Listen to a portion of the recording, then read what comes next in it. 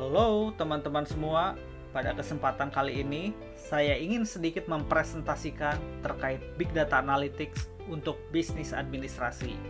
Dan juga presentasi ini sebagai materi sharing dan ujian tengah semester mata kuliah Big Data Analytics Profesional Telkom University Bandung. Perkenalkan, nama saya Yulian Sani dan untuk mata kuliah ini dikoordinator oleh Bapak Dr. Jaja Ahmad Sarjana sebagai dosen pengampu mata kuliah. Saya akan membahas 7 section atau 7 pembahasan, yaitu yang pertama terkait pengantar Big Data khususnya untuk bisnis administrasi, lalu yang kedua terkait Big Data Business Maturity Model, yang ketiga terkait Big Data Strategy, lalu yang keempat Importance of User Experience in Big Data atau UX, lalu yang kelima terkait perbedaan bisnis intelijen dan data science, lalu yang keenam terkait spesifikasi data analytics dan data science, dan yang terakhir yang ketujuh kita akan membahas data lake, data warehouse, dan data mart.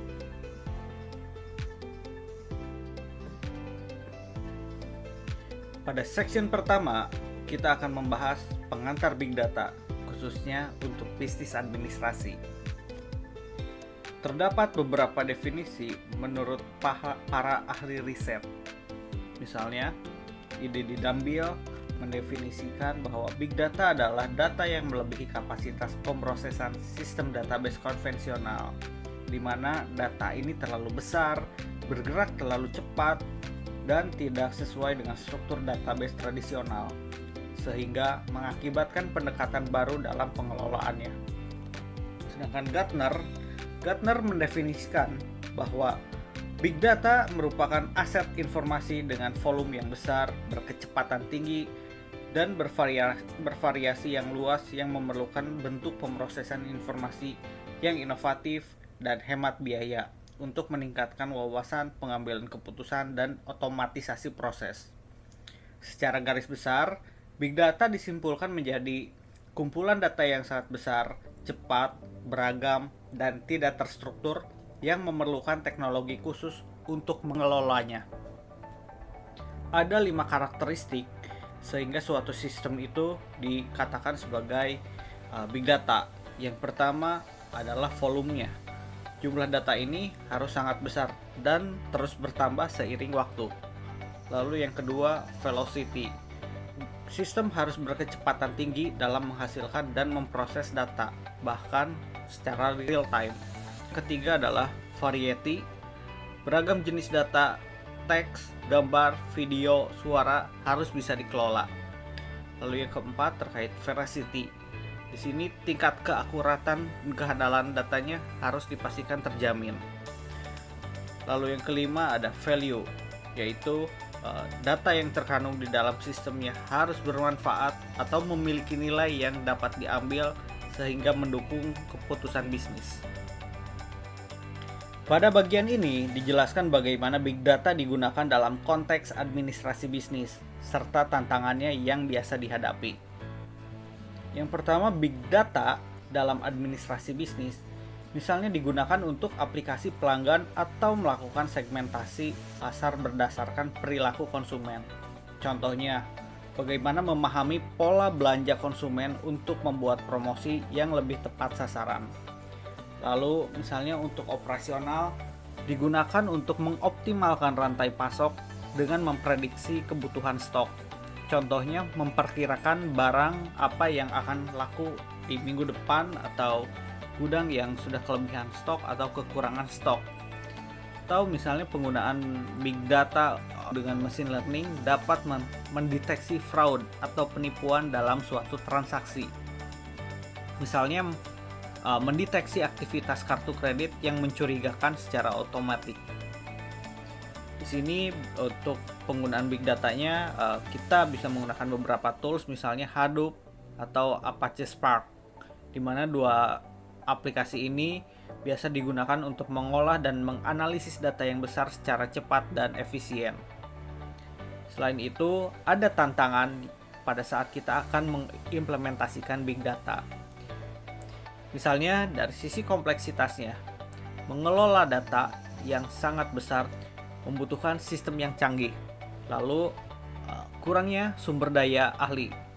Di sini sumber dayanya lebih terkait kepada sumber daya manusia, di mana masih banyak tenaga kerja yang belum memiliki kemampuan analitik seperti data analisis.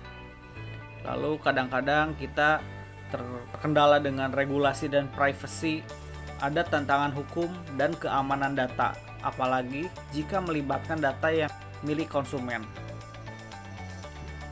Lalu tantangan yang keempat misalnya dari sisi investasi awal yang besar. Infrastruktur dan teknologi big data membutuhkan modal awal yang tinggi.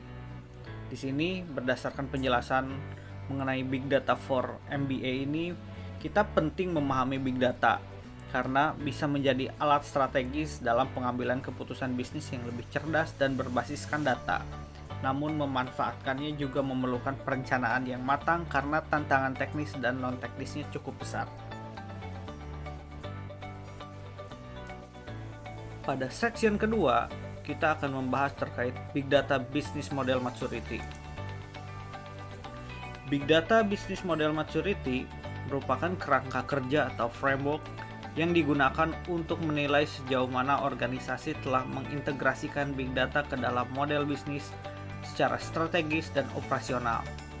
Maturity model ini membantu organisasi dalam memahami posisi mereka saat ini dalam memanfaatkan big data, serta sebagai langkah-langkah yang perlu diambil untuk meningkatkan kapabilitas data dan nilai bisnis yang dihasilkan. Ada 5 tahapan terkait Big Data Business Model Maturity Index ini. Yang pertama yaitu business monitoring, di mana organisasi mulai menggunakan data untuk memantau proses bisnis. Fokusnya masih pada pelaporan atau reporting dan visualisasi data historis. Contoh, dashboard, penjualan harian, laporan performa pemasaran mingguan, di mana untuk kondisi teknologinya suatu perusahaan sudah menggunakan data warehouse, data Tableau atau Excel. Lalu yang kedua, untuk business insight-nya, data dianalisis lebih dalam untuk memahami pola, tren, dan anomali. Fokus mulai bergeser ke analisis deskriptif dan diagnostik, misalnya segmentasi pelanggan berdasarkan perilaku belanja, atau contohnya analisis pelanggan. Kenapa pelanggan dapat berhenti menggunakan produk kita misalnya. Lalu yang ketiga misalnya business optimization, di mana organisasi mulai menggunakan algoritma prediktif dan perspektif untuk membantu pengambilan keputusan otomatis.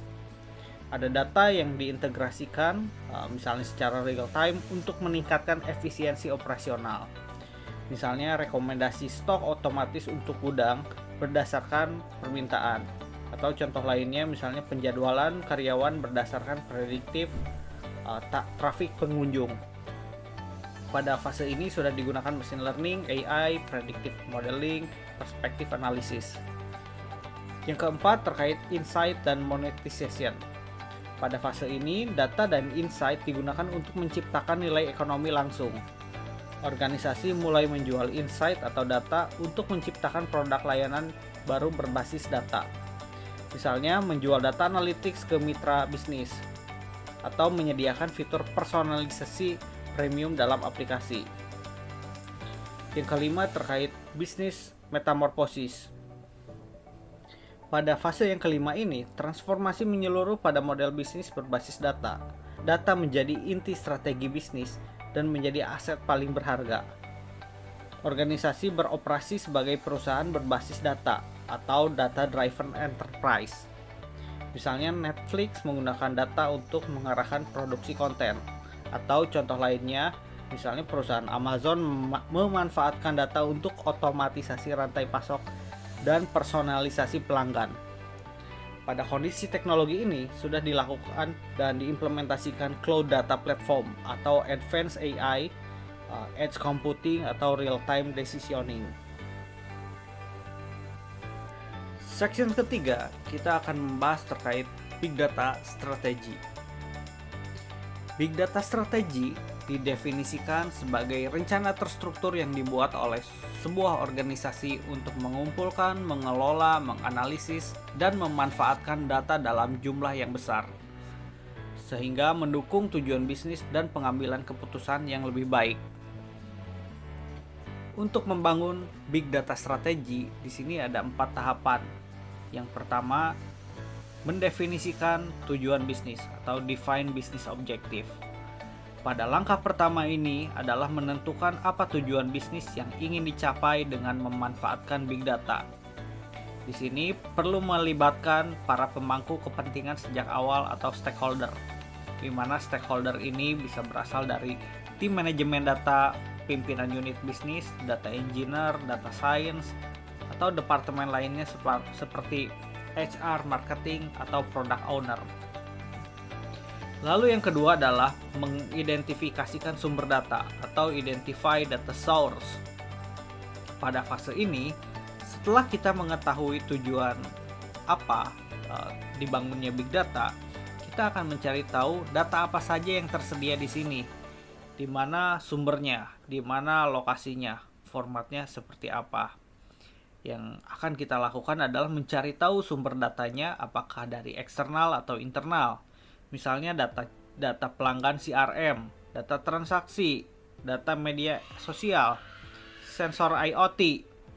Lalu kita melihat formatnya juga seperti apakah CSV, JSON, dan kita memastikan datanya bisa dikumpulkan agar sesuai dengan proses bisnis yang akan kita lakukan.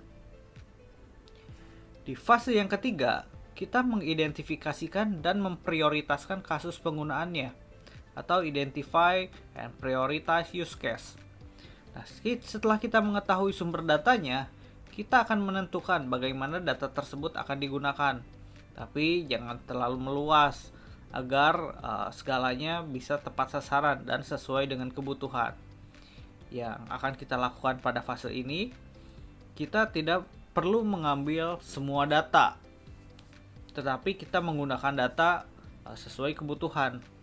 Kita membuat daftar kemungkinan data yang akan digunakan, lalu memprioritaskan mana yang paling memberikan dampak dan melibatkan stakeholder pada fase ini. Serta jangan lupa mendokumentasikan use case yang telah disetujui bersama. Langkah terakhir adalah membuat peta jalan atau roadmap untuk mengimplementasi strategi big data. Yang dilakukan pada fase keempat ini adalah menganalisis kesenjangan atau membuat gap analysis. Apakah sudah memiliki teknologi atau tools yang tepat? Apakah sudah memiliki proses bisnis yang perlu diubah? Apakah timnya yang kita miliki sudah memiliki kompetensi untuk mengolah data? Nah, kalau ada gap, kita perlu melakukan perbaikan dan memprioritaskan ulang case yang diperlukan. Tujuannya agar implementasi strategi big data ini bisa berjalan secara bertahap, terencana, terukur, dan sesuai dengan kemampuan organisasi. Pada section keempat, kita akan membahas the importance of user experience atau UX in big data. The importance of user experience atau UX in big data merujuk kepada seberapa mudah, nyaman, dan bermanfaat pengalaman pengguna saat berinteraksi dengan sistem atau platform yang berbasiskan data. Misalnya, data yang kita miliki, kita olah, dan kita sajikan ke dalam dashboard analytics agar bisa lebih mudah dipahami oleh para pengguna. Hal lainnya misalnya kita bisa sajikan dalam bentuk tools visualisasi data atau aplikasi yang menyajikan insight, misalnya grafik pada Excel. Nah, ini sebagai contoh saya mengambil dari dashboardnya Bank BNI. Misalnya ini, di mana user experience harus memberikan pengalaman keseluruhan yang dirasakan oleh pengguna saat berinteraksi dengan sistem. Pengguna harus merasakan beberapa aspek, misalnya penggunaan yang mudah, lalu kecepatan akses informasi, adanya visualisasi data, relevansi yang terkait informasi, lalu rasa puas terhadap penggunaan. Di sini data yang kompleks diinterpretasikan menjadi lebih mudah dan lebih dimengerti oleh para user, para penggunanya. UX merupakan komponen yang menghubungkan antara data dan manusia, di mana tanpa UX yang baik hanya akan menjadikan suatu data atau informasi yang menjadi tidak berguna dan sulit dipahami oleh pengguna. Namun dengan UX yang optimal, Big Data akan menjadi alat yang powerful untuk memberikan insight, lalu mendukung pengambilan keputusan, meningkatkan efisiensi, serta memberikan keunggulan yang kompetitif.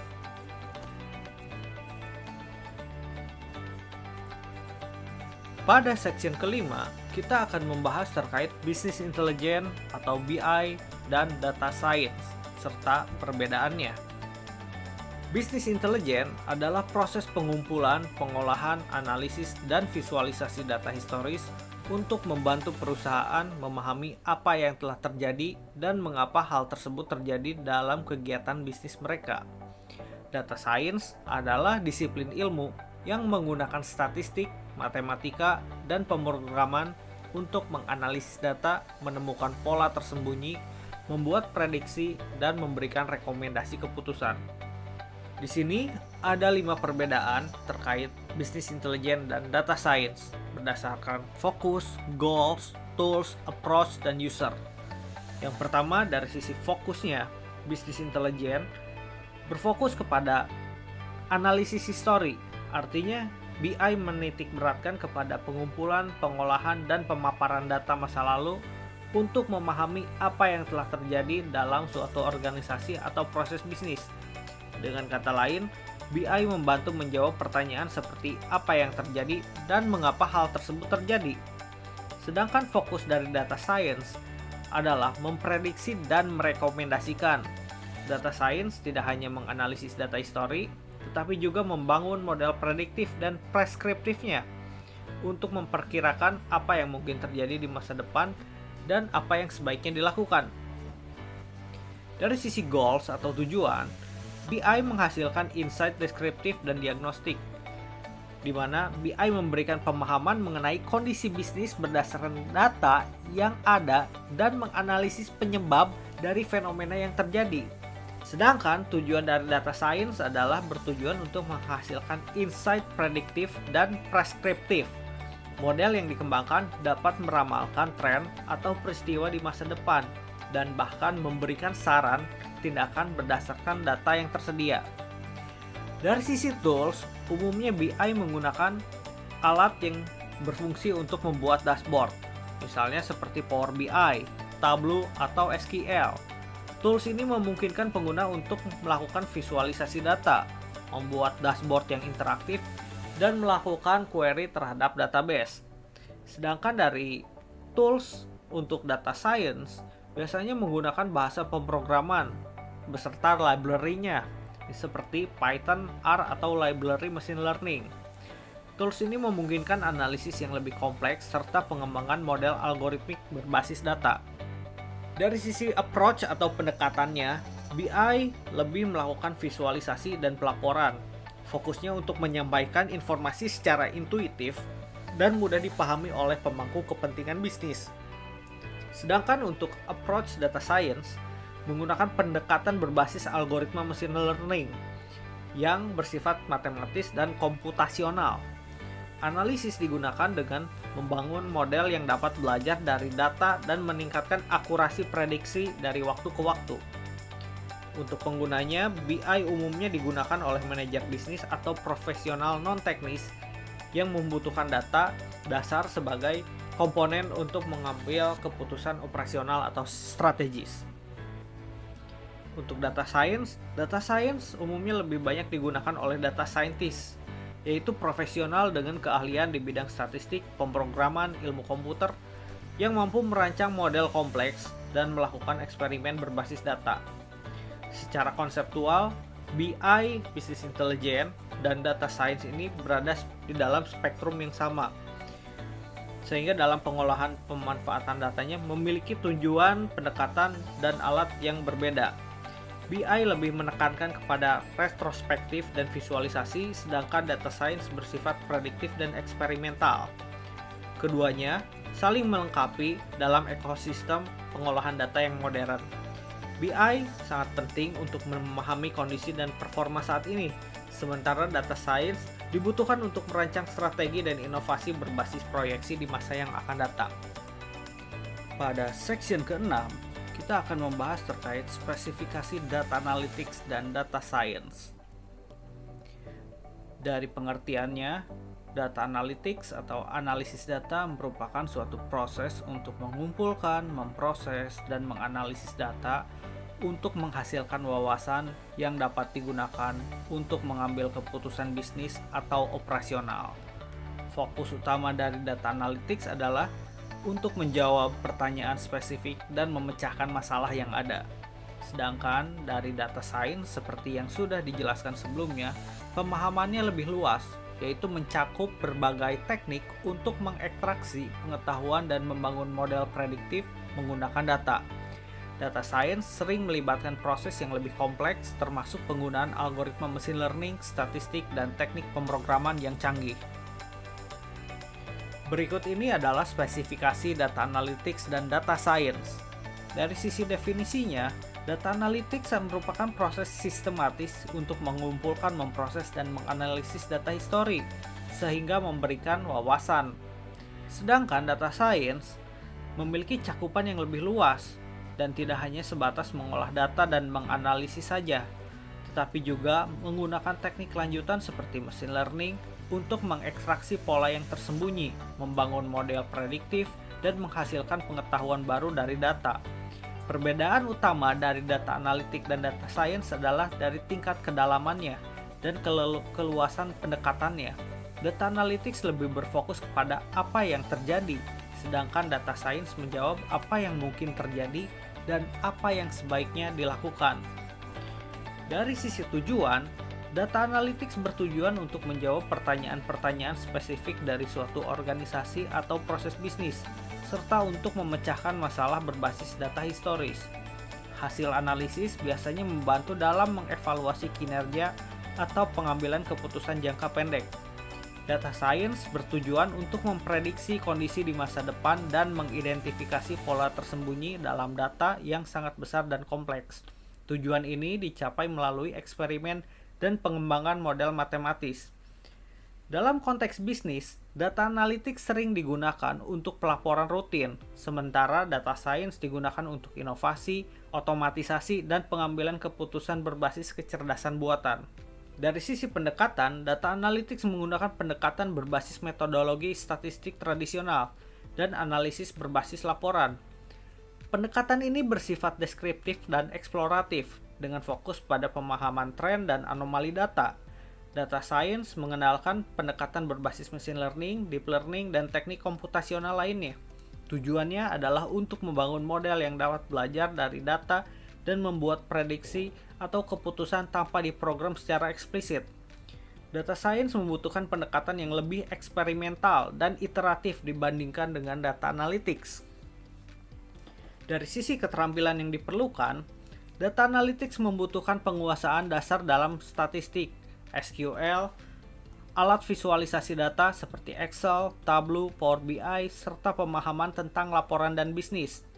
Sedangkan data science menuntut kemampuan pemrograman secara teknis seperti Python atau R, pengetahuan tentang machine learning, statistik lanjutan, serta big data processing menggunakan platform seperti Hadoop atau Spark. Oleh karena itu, profesi data science biasanya berasal dari latar belakang ilmu komputer, statistik, matematika, atau rekayasa. Dari sisi proyek umum yang biasanya dikerjakan, data analytics umumnya digunakan dalam proyek-proyek seperti analisis penjualan, evaluasi kepuasan pelanggan, analisis perilaku pengguna berdasarkan data yang ada.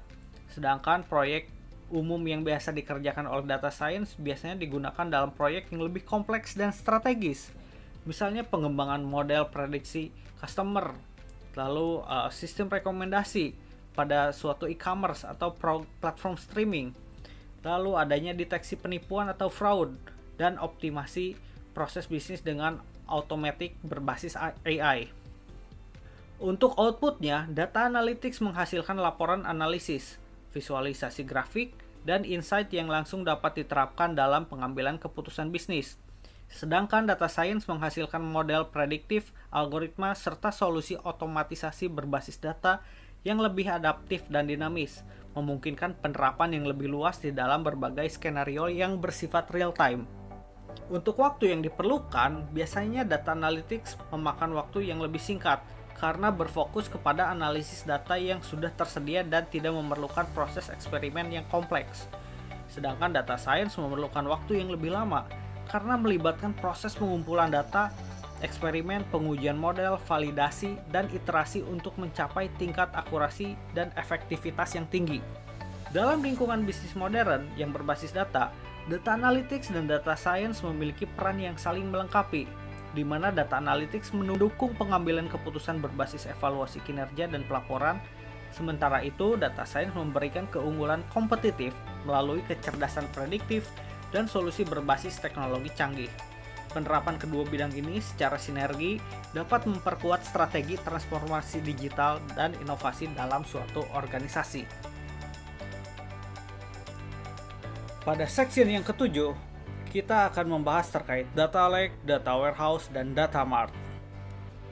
Secara pemahaman, data lake adalah repositori penyimpanan besar yang mampu menampung berbagai jenis data, baik terstruktur, semi terstruktur, bahkan tidak terstruktur ke dalam bentuk yang raw. Untuk karakteristiknya, data lake ini menyimpan data dalam bentuk aslinya, tanpa transformasi awal. Data lake harus mendukung data dari berbagai sumber seperti log file, log sensor, data dari media sosial, data audio, data video, atau data yang diinputkan dari aplikasi.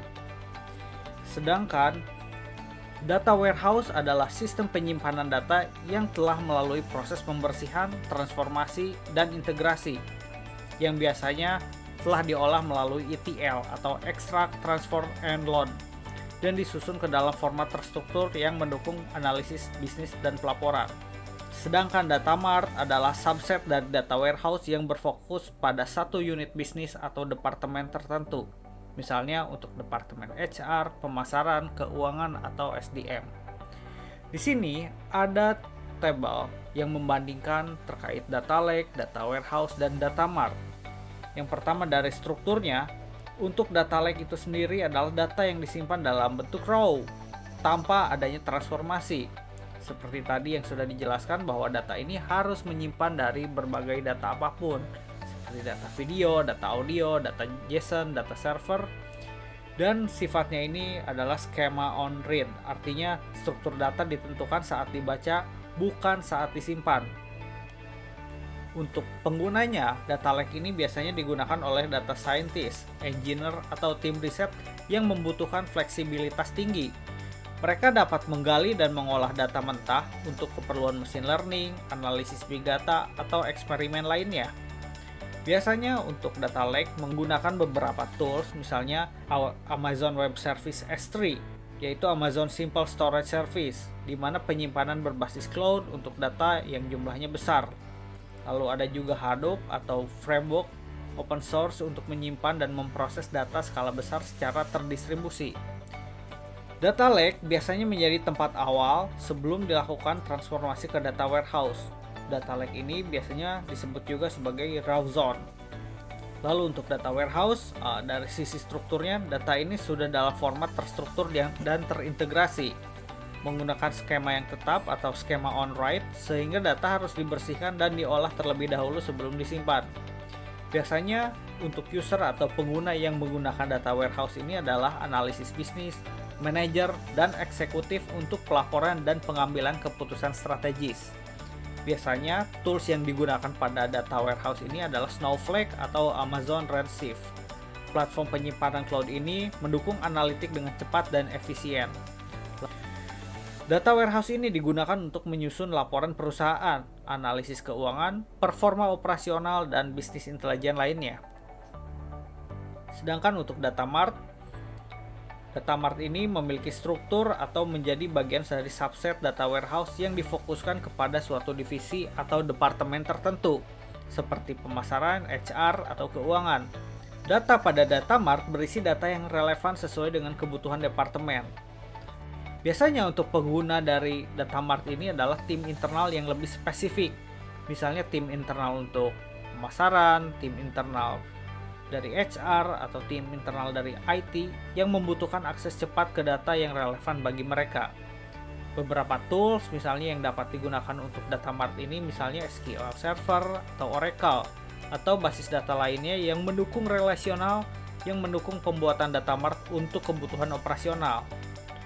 Data mart biasanya digunakan untuk evaluasi kinerja pada suatu bisnis unit tertentu yang bersifat internal. Berikut ini adalah alur arsitektur dari data warehouse yang umum digunakan dalam sistem BI. Diagram ini memperlihatkan bagaimana data mengalir dari sumber data pertamanya sebagai data operasional hingga diterima oleh pengguna akhir. Yang pertama dari yang paling kiri adalah data source, yaitu sumber data aslinya. Sumber data ini merupakan titik awal, di mana tempat berkumpulnya pertama kali berbagai data dari proses operasional sehingga bisa dikumpulkan ke dalam sistem. Data ini biasanya bersifat heterogen dan tidak terstruktur secara konsisten, serta belum siap dianalisis secara langsung. Lalu dari yang kedua dari paling kiri ini adalah staging area. Pada staging area ini, data sudah mulai diproses untuk menghindari beban langsung kepada data warehouse dan memungkinkan integrasi serta konsistensi data yang belum dimuat. Pada staging area ini merupakan tempat yang sementara untuk menyimpan data mentah dari berbagai sumber. Di sini dilakukan pra-pemrosesan data sebelum masuk ke data warehouse. Di sini data dari data source dilakukan proses ETL, yaitu extract, transform, and load, di mana ekstrak mengambil data dari sumber, lalu transform membersihkan, menyaring, dan mengubah struktur data agar seragam, dan melakukan load untuk memasukkan data yang telah diproses ke dalam data warehouse.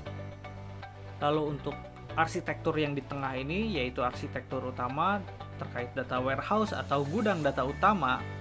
Data warehouse adalah tempat utama penyimpanan data yang telah distandarisasi dan siap dianalisis. Semua data di organisasi dalam skema tertentu, misalnya data yang tersimpan di database, akan di-query dan dianalisis. Data yang tersimpan di sini harus bisa dengan mudah dan cepat diproses oleh suatu sistem. Pada data warehouse berisi raw data, yaitu data mentah yang telah dibersihkan namun belum diringkas. Lalu bisa juga berisi summary data, yaitu data yang telah diringkas atau diagregat berdasarkan kebutuhan analisis, misalnya total penjualan per bulan. Lalu ada juga data yang bersifat metadata, yaitu informasi tentang struktur data, usul-usul data, serta aturan bisnis yang digunakan untuk transformasi.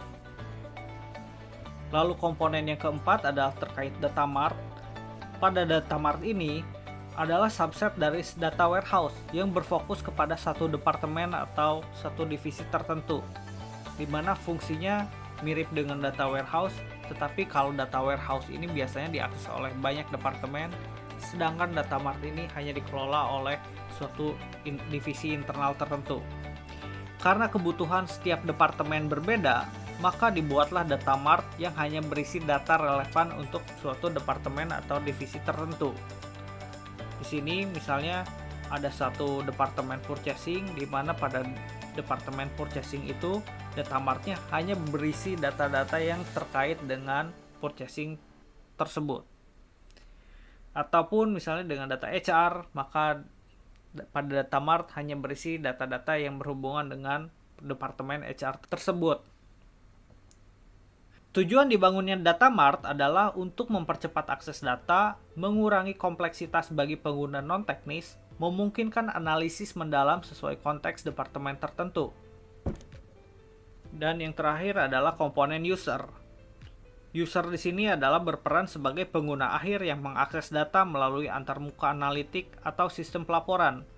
Mereka tidak perlu tahu bagaimana caranya data disusun, karena data telah disiapkan melalui proses yang efisien terstruktur di tahapan sebelumnya.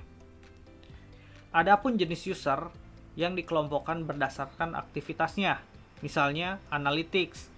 Analitik bisnis atau data analisis melakukan eksplorasi data, mengidentifikasi tren, membuat visualisasi, dan insight strategis. Lalu user reporting yaitu user yang biasanya menggunakan atau mengolah laporan secara rutin, misalnya dari dashboard untuk kebutuhan manajemen dan operasional. Lalu user dari pengguna mining, contohnya data scientist atau analisis, menggunakan data mining atau pembelajaran mesin untuk memprediksi dan menggali pengetahuan. Secara garis besar, diagram ini menunjukkan arsitektur data warehouse modern yang terdiri dari proses ETL, dari sumber ke staging, lalu adanya integrasi dan penyimpanan data di data warehouse utama, lalu ada distribusi ke data mart untuk keperluan yang lebih spesifik, hingga akhirnya mendukung pengambilan keputusan berbasis data atau data driven decision making. Struktur ini memungkinkan organisasi untuk menyimpan data dan mengolah data dalam jumlah yang besar dan beragam, menyediakan data yang bersih, konsisten, dan relevan untuk berbagai level pengguna, serta mendukung kegiatan bisnis intelijen seperti visualisasi data, analitik prediktif, dan pelaporan kinerja. Ada beberapa referensi yang digunakan oleh penulis pada saat merangkum materi Big Data Analytics for MBA ini.